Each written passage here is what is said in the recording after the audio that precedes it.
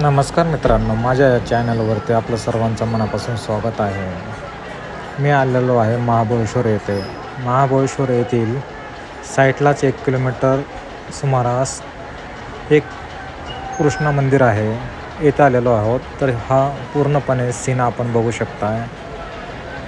अत्यंत जुन्या काळातील दगडांनी बांधलेले हे बांधकाम पूर्णपणे इथे आणि सध्या पाऊस चालू आहे, आपण बघू शकताय.